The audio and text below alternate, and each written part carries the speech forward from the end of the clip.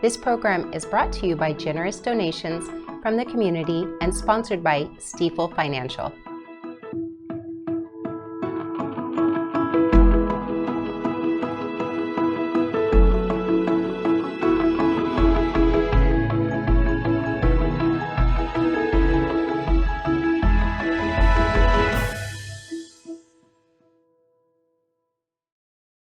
All right, good evening, Nevada County. I'm Keith Overby, your host for tonight's edition of Nevada County Now.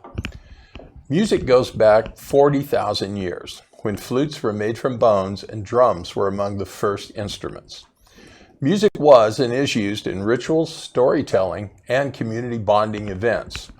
The Egyptians, Greeks, and Mesopotamians developed early forms of music notation and theory. Ancient Greece linked music with math and philosophy, and sacred music was developed by the Catholic Church, often sung in Latin by monks. Now, composers began writing more complex and vocal instrumental music, and the printing press made sheet music more widely available. Italy led the development of opera as a dramatic art form, and in the late 1700s, large orchestral works gained popularity. Hope I said that right. The 20th century brought us jazz, blues, rock, pop, electronic, and hip hop. And today we have all the genres and anyone can produce music. It can be streamed to our mobile devices. But nothing beats a live program, especially here in an intimate venue. And here in Nevada County, we certainly have intimate venues and many accomplished venues. Now don't go away. We're going to take a short sponsor break and we'll be right back. Thank you to Stifel Financial, proudly helping individuals pursue financial goals, businesses and organizations raise and protect capital, and communities offer a higher quality of life. To learn more, visit www.stifel.com.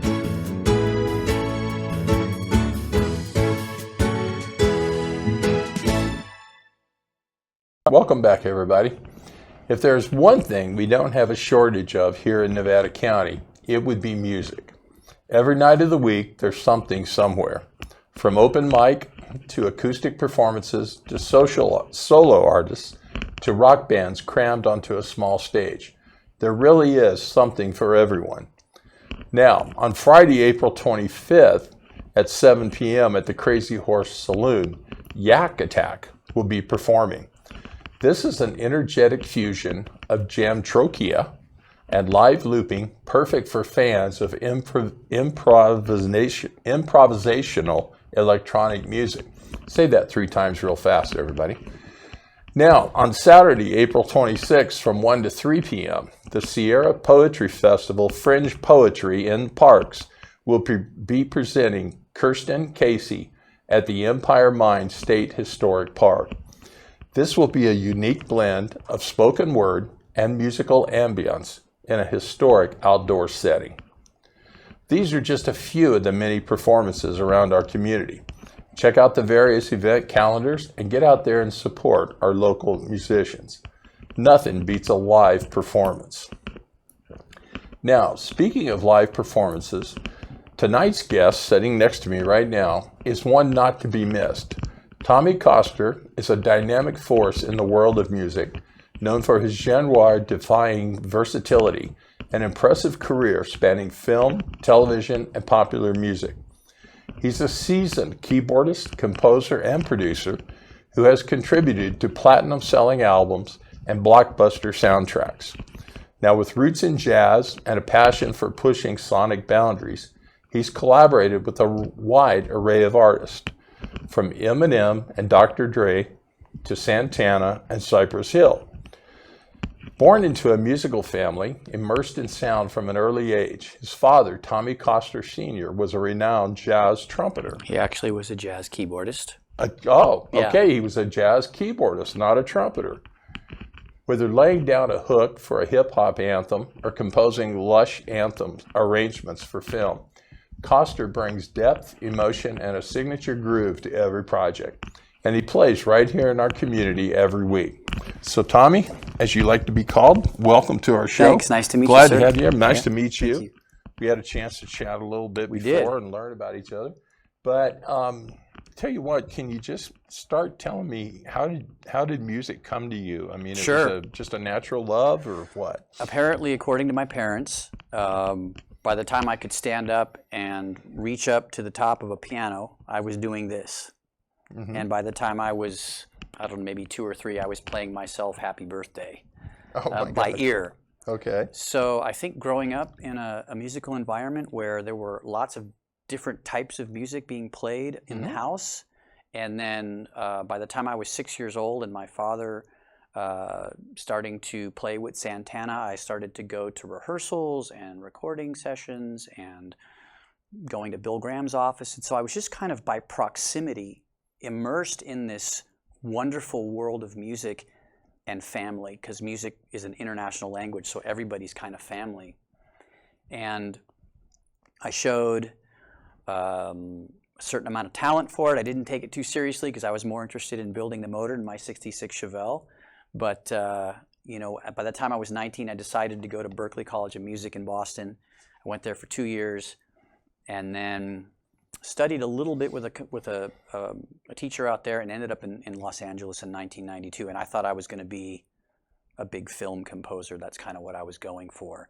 And my journey led me to, through a lot of projects with my dad and a lot of things I was doing in LA, led me to wanting to work with Dr. Dre. And I saw a VH1 special on him, thought he was just a super nice guy, super impressive, and everything he seemed to touch turned to platinum. He would build all this music and all this catalog with a company, and then he decided he didn't want to be in that business with those people anymore, and he would move on.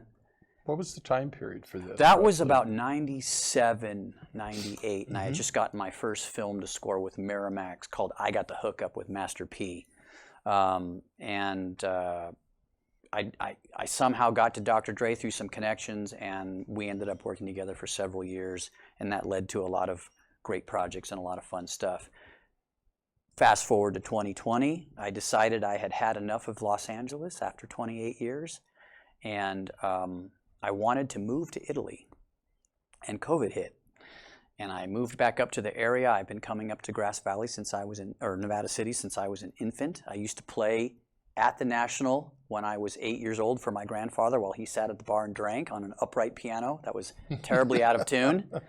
And I ended up back up in this area, gratefully, and was able to secure a residency about 3 years ago at the hotel, and I've been there every Friday and now every Tuesday as well for about 3 years. And which hotel is that? The National Hotel, National Exchange Hotel in the Lola Bar, and we are there every Tuesday and every Friday. Tuesdays is a duo, Fridays is usually a trio or a quartet, and then we do a jazz brunch quarterly. The next one that's coming up is May 31st, which is a ticketed event.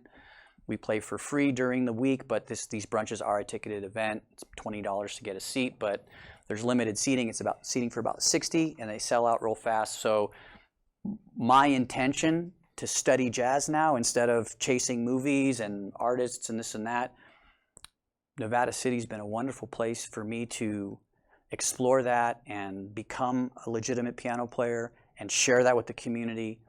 And the thing I keep getting back from everybody, which makes me so happy, is I haven't heard jazz like this since the 60s in San Francisco. And that's, for me, that's the greatest compliment, because I'm trying to push Bill Evans and Oscar Peterson and all these great Miles Davis and all this great music, and it seems to be working, and I'm very grateful. Who are some of the local artists that play with you, or even out of town artists? Great question. Who's with you? Great, you said the Benzes Trio, great maybe question. a quartet. So obviously the lineup varies. Selfishly, I brought one of my very dear friends up here from Los Angeles. He lives here now. His name is Chris Golden. He's kind of my go-to bass player. But I have another bass player in Sacramento that I adore. His name is Andrew Mell, amazing upright player. Locally, the drummer I typically use is Tim Bulkley. And then every once in a while, I get to play with Gary Regina or John DeBoer or Matt Langley. Sometimes John Gurton on guitar. Amazing, amazing musicians. And then every once in a while, when I am lucky enough to have a budget, I bring a drummer in from either New York or LA just to kind of share some outside talent with the community. So, but I use a lot of local musicians on projects that I produce, and it's just so much fun to work with them because it's a family. Music is a family. So it's working out really, really well to be kind of using these different projects and my vertical and pivot into acoustic jazz. It's working out really well to incorporate a lot of local talent, which I'm grateful to have because the budgets don't always allow me to fly people in from different places. Yeah, we're lucky here in Nevada County. We do have so many talented people. An abundance of local talent. There really, really is. There's a young girl that I adore. Her name's Iona Swift, and she's a vocalist. And not only does she sing with my trio or quartet sometimes, and we do a lot of Billie Holiday or Sarah Vaughan or Melody Margot, but she also has her own thing, and sometimes when she plays, she'll do her first set by herself, and then I'll bring my band for the second set, and it's just magic. And it's on Monday nights, and at the National. At the National. And what time of the evening do you start around? So we play from 6 to 9 on Tuesdays, and we play from 7 to 10 on Fridays. Brunch, when it happens, is from 12 to 3, and when Iona plays, it's from 6 to 8. Okay. Yeah.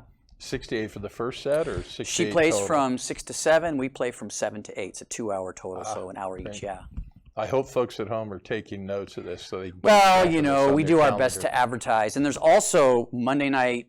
There's also like Monday night music. I know Lorraine Gervais plays on Monday nights. There's other things happening musically at the hotel on Monday nights, and there's the Celtic people playing on Thursdays. So there's a lot of really wonderful things happening at that hotel. There's a drag brunch, drag bingo, drag mystery thing. Robert does a great job with that. There's just so much creativity, so much love in that hotel, along with the ghosts that we love so much. That's true. I understand they are. Now, the National and the Holbrook in Grass Valley are owned by one and the same. I believe so. Do you ever play at the Holbrook? I have never played at the Holbrook, although I would like to, but I would like to play a real piano, and they don't have a piano there. So that's a little bit of a situation for me because I'm not into playing keyboards that much anymore. I prefer an acoustic piano because there's a different connection I have with that instrument. But if the Holbrook needed me to play there for some reason, of course I would play. I also have kind of an exclusive, not an arrangement, but like Tommy Coster Music and the National kind of have a thing where we're building this night and this experience in town.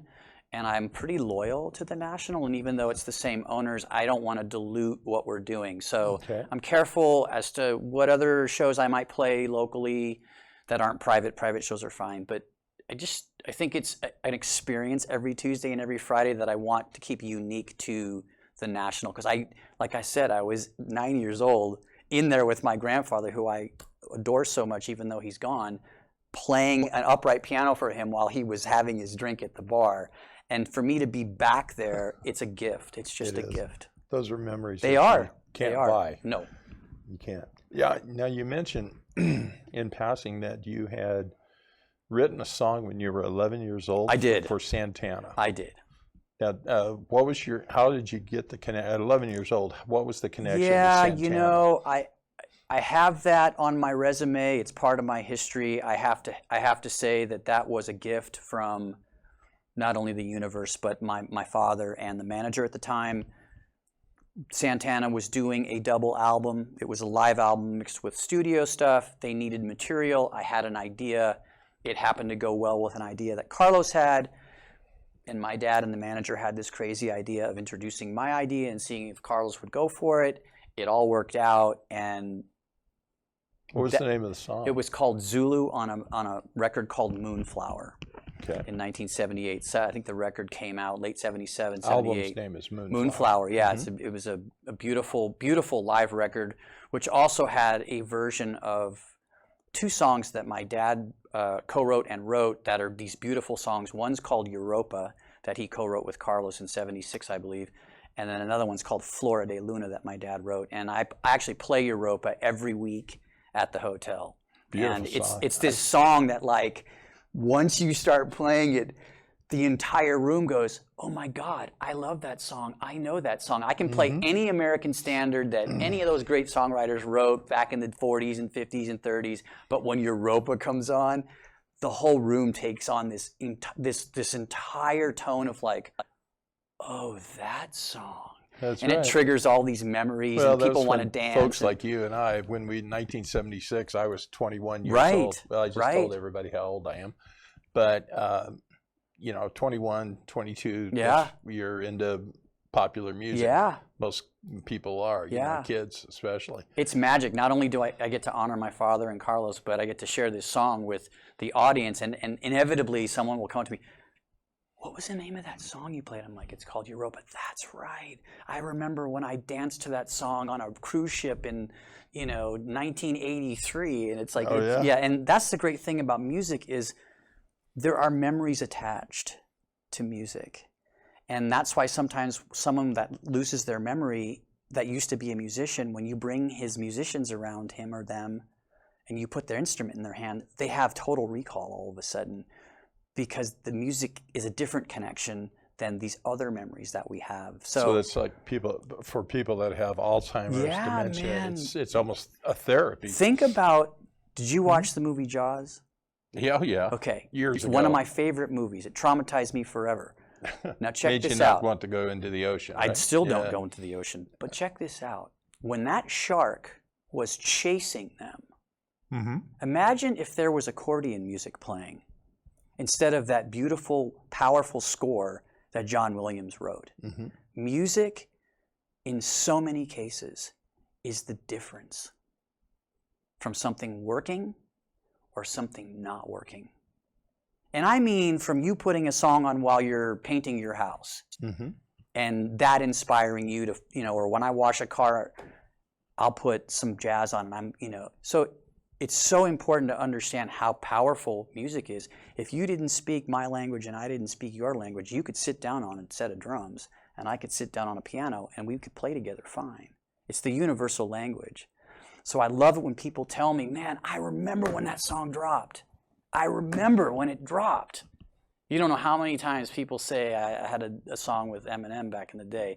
Man, I remember when that song dropped. Which one is that? The Real Slim Shady. Like, I remember when that song dropped. Uh-huh. And it's like, yeah, I remember when it dropped too, but like these kids, It made an impression. and I've got kids now, 12 years old, that love that song. So when you write a song like my pops did with Carlos, or I was blessed enough to be a part of with Em and Dre, this timeless stuff you do, that's a moment when you can say, man, I did something that was pretty good, and then you walk away from that and you put it away in its chapter and you move on to the next thing. And my next thing was, I'm going to learn how to play piano, acoustic piano. So that's what I'm enjoying now, and I'm enjoying the process. And being here in Nevada City, having Nevada City hold me and accept my intention when I play, it's a huge gift for me. How long have you been up here now? I've been in the area since 2020, and I've been up here probably since 2021-ish. Mm-hmm. Yeah. I'm back down in Auburn now with my parents because I take care of my parents. But Okay. I'm up here twice a week, and I love it up here, and hopefully I can It seems that continue to enjoy my time. Nevada County, Oh. Western Nevada County, has an ability to draw There's some some- very yeah. talented people. There's something And about we've the had energy. some people, we've had some of them have passed now. We've had people who are famous, Oh, yeah. and not just for music, but for All kinds theater, of things, for yeah. the screen. Of course, Chuck Yeager lived up here, Mm-hmm. the first man who ever broke the sound barrier. Right. Clint Walker used to be one of the old Western cowboys, Cheyenne Bodie, Yeah. So that's just a couple of folks that have lived up here and that are. I remember the first time I played the Nevada Theater, and Mark Twain had been on that stage. Yes. And I felt really honored to be on that stage, especially playing acoustic piano, which is my new kind of love. So yeah, you're right. Very special. Up Love Mark Twain. I mean, he's a good Missouri boy like I am. there. Okay. So there There you go. We got a little kinship there. Yeah, not saying we I are love kin, it. not saying we are kin or relatives, but Well, we all kind of are, though, aren't we? we're from Missouri both. We all Yeah. kind of are, right? Yeah, and we both from Missouri made our way to California. Unfortunately for California, maybe, I don't know. No. But well, that's great. Your music that you play, it's mostly jazz now. It's all jazz standards. Okay. I don't take requests. I don't play any Billy Joel, even though I love Billy Joel. It's all American standards. Okay. If you like Bill Evans, if you like Oscar Peterson, if you like Miles Davis, if you like Freddie Hubbard, if you like any of the old stuff that was happening in the 50s and 60s, you're going to really enjoy what we're trying to do and doing up there. And you mentioned Marvin Gaye. I didn't mention Marvin Gaye. Well, I thought I heard you say Marvin Gaye during, maybe that was when we were talking Yeah, before. no, Marvin Gaye is that's another genre that I love. All that Motown stuff I love. I've played that in cover bands before, but I don't play. I might reharm one of those songs one day, but I don't play any of that stuff. Reharm? Now, what does that say? Take a Marvin Gaye tune and turn it into like a jazz type standard sounding. So I'll take the melody and the basic roadmap of the harmony, and then I'll do a treatment to it that makes it sound like maybe Bill Evans played it or Brad Meldau or something That'd be like great. that. Yeah. I mean, obviously, Creedence I heard it through the grapevine. Exactly. And turned it into you'll hear a the rock. melody and be like, wow, I know that melody, but what's different about it? It's got Turned it into a rock song. Exactly. So, I guess you can go for jazz also. Traditional jazz has been around for a long time. It has. Its history and whatnot. And again, maybe let me ask you this: why were you drawn to jazz? That's such a good question. I have always had an interest in harmony and the richness or the sparseness of a chord, how simple and open it is or how dense and dissonant it is. I love taking someone on a journey and playing something for them and making them feel happy or making them cry or whatever by the harmony I'm playing. So I'm stuck in the 50s and 60s. I watch nothing but Doris Day and all those old movies that all those musicals, all of this music was written for, that got played by all the jazz greats. So I'm kind of old-fashioned in that way. So I think the style of writing and the innocence of the lyrics really touch me. And then being able to take that song and then put my own intention behind it by creating a different harmonic journey under that same melody is a type of creativity that I enjoy diving into and expressing. Every time, we play a lot of the same tunes every week, but we play them differently every time because that's what jazz is. You can take that song and take a different journey with it. So I think it's the freedom. Because I'm Gemini, so 1 minute I'm over here and 1 minute I'm over here. I'm Taurus, we're right next door to each other. All over the place, right? So I think that being able to take a song, for example, songs have chords that change usually every bar. And when the chord changes, the bass note changes with the chord. So if it goes E flat to F to B to G to C to F to B flat to E flat, the bass is changing with those chords. Sometimes my bass player will just play one bass note underneath all of those chords. And some of those chords over that bass note that's not moving become way more interesting than if the bass note changed to what it's written as under the chord. And it creates this either darker or more tension and release moment. And we play the song differently. We might slow it down. That journey that I get to take on every song is my therapy, man. Okay, let's Yeah. play a little game. Yeah. Obviously, I'm a kind of a child of the late 60s and the 70s music that way. They say that as you get older, you always listen to the music of your youth. And I've always said that when I'm in a nursing home, they'll be playing Jumpin' Jack Flash by the Rolling Stones. Home, bro. Well, I do too, but I'm just saying is that the nursing home will probably be playing Jumpin' Jack Flash by the Rolling Stones. I like it. Let me see if I took an artist or a band. Sure. Can you tell me a song by them that you would like to do a treatment to? Yeah, sure. I didn't want to say manipulate, but reharm. Reharm. Yeah, reharmonization. Okay. Sure. Let's say one that a lot of people know, very popular band, the Eagles. Oh man. What kind of a song by the Eagles would you consider doing, or that kind of strikes your fancy? I so to would speak? probably take Hotel California. Wow, that would be, because that's kind of an incredible Because song everybody's anyway. used to hearing that song the way it was written, Right. and I would take it completely somewhere else using that same melody. Okay, I hope maybe you're gonna get inspiration. Now you got my wheels spinning. Well, good. See that's what happens? That's what I wanted to do. But so I'm going to call you and tell you, okay, I did the treatment. You got to come down. Now. if you do it, yeah, I'll be there. Yeah, I'll buy you a 'cause, drink. I've always been kind of an Eagles guy, you know. Well, that's a phenomenal. So there's songwriting Mm-hmm. and there's composition, there's arranging and there's performance. And there's other things mixed in there, right?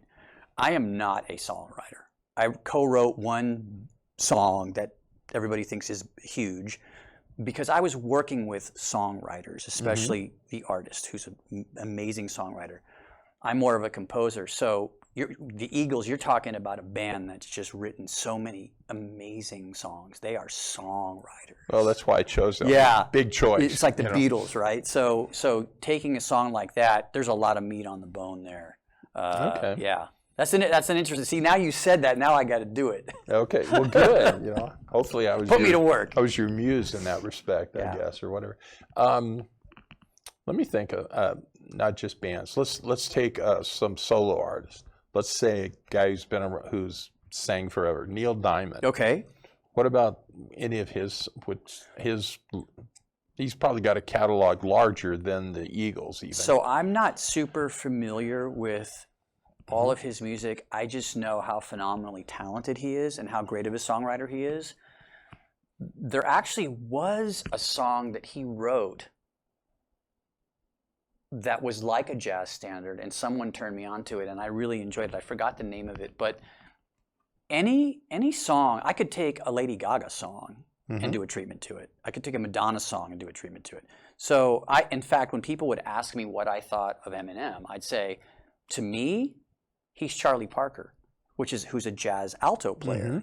But the way that M would rap over the bar line and his rhythmic sensibilities, he reminded me of Charlie Parker. So there's only 12 notes in American music, in Western music. There's only 12 notes. So what are you going to do with those 12 notes, right? Music is cyclic. Everything's kind of been done that you can do with those 12 notes. It's just, how are you going to take it and make it a little bit different because of your DNA? How are you going to express it? How are you going to honor how you want to tell your story through those 12 notes? So it doesn't matter what artist you throw at me. I could pick a song. I was in a meeting years ago about someone wanting to hire me to produce a jazz record of music, and they gave me the song By the Time I Get to Phoenix. And I'd never heard I'd never heard the song. And the person who got the meeting for me walked out of there and she goes, "Have you ever heard By the Time I Get to Phoenix?" I'm like, "No." She's like, "That's going to be a hard song, man." In 2 days, I had a version of that song that was fire. Really? And I sent it off to the production, and I sent it off to this woman, and they just came back and said, Are you That was kidding written me? by Jimmy Webb, wasn't it? Yeah. He goes, "Are you kidding me?" And I just did this treatment to it. So, but it looks like they're trying to tell you something there. Oh, no, they're just... Because you're with a Gemini Italian, so I'll talk all day. Well, yeah, I'm a Taurus, you know, the bull, Taurus the bull. I tell them I'm full of bull. All right, I'll throw one more band out. Okay. Probably the most well-known band there is in the world, the Beatles. What would you do with that one?